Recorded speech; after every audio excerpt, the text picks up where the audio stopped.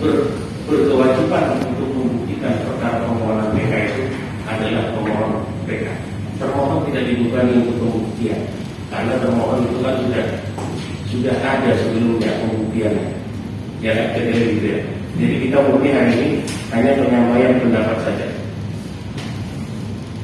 Baik, jadi seperti hanya dari pemohon kalau keberatan kami juga mengajukan. Itulah nanti hukum acara kita ini kacau. Coba membawa saksi ahli. Ini tadi ditolak oleh majelis hakim karena memang dalam PK itu tidak dikenal saksi ahli dari pihak jaksa. Jaksa hanya memberikan pendapat saja.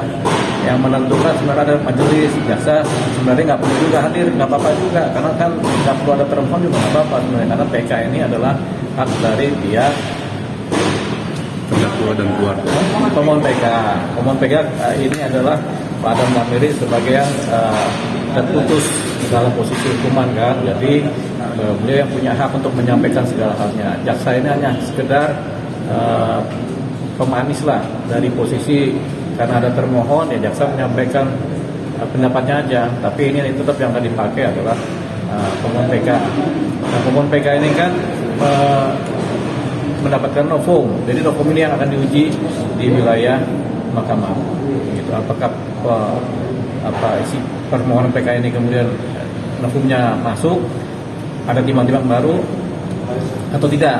Tapi yang jelas ini nanti dibikin berita acara di minggu depan sehingga dibawa ke Mahkamah Agung, begitu, untuk disidangkan di sana, sidang PK namanya.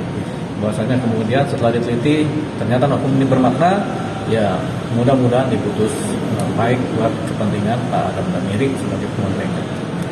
Jadi minggu depan sidangnya di BM Mahkamah. Minggu depan masih di sini, nanti setelah itu dibawa ke Mahkamah Agung. Setelah musyawarah majelis. Setelah sidang minggu depan baru ke Mahkamah Agung. Gitu. Jawaban jaksa, jadi tanggapan ibu dan harapan ibu apa? Jadi gini, jaksa kan mengatakan bahwa novum ini tuh sudah ada. Jadi ini hal yang berbeda. Jaksa itu membuktikan itu tentang risalahnya, di dalamnya adalah tentang penjualan dan pengeluaran saham-saham. Sudah dibuktikan dan sudah dicek secara detail. Kalau untuk yang namanya novum tentang laporan keuangan dan kenaikan saham dan reksadana itu tidak pernah dibuktikan di tingkat pertama. Contohnya gini, Pancasila itu ada 5, gitu kan? Nah, jaksa di tingkat pertama membuktikan sila ke-1. Tapi kami di dalam novum kami buktikan di sila ke-5. Jadi risalahnya sama, tapi isinya yang berbeda. Dan diyakinkan dan dipastikan bahwa tidak ada bukti di tingkat pertama tentang laporan keuangan dan kenaikan maupun keuntungan, juga pendapatan kenaikan tentang saham dan reksadana. Itu aja sih. Jadi jaksa juga sebagai penuntut umum seharusnya kan punya hati nurani. Terus juga mengenai uang pengganti. Uang pengganti di sini sebetulnya itu merupakan dasar dari hitungan uang pengganti. Nah, kita buktikan bahwa dasar uang pengganti itu tidak sesuai dengan undang-undang, karena uang pengganti itu harus sebanyak-banyaknya dari hasil korupsi. Tapi ternyata uang pengganti di sini dihitung dari pengembalian hutang yang bukan dari orang yang bukan tersangka. Nah, ini yang keliru.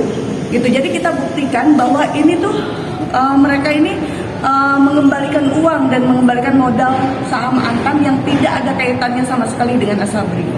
Mbak, lalu berkaitan dengan jaksa yang menyatakan bahwa novum dari berita-berita jurnalis itu tidak merupakan sebuah novum. Jadi gini loh, berita yang tentang pemberitaan itu bisa dipertanggungjawabkan karena pemberitaan itu merupakan pemberitaan dari jurnalis yang sifatnya khusus untuk pemegang saham. Jadi masyarakat luas kalau tidak berlangganan itu tidak akan bisa membuka itu.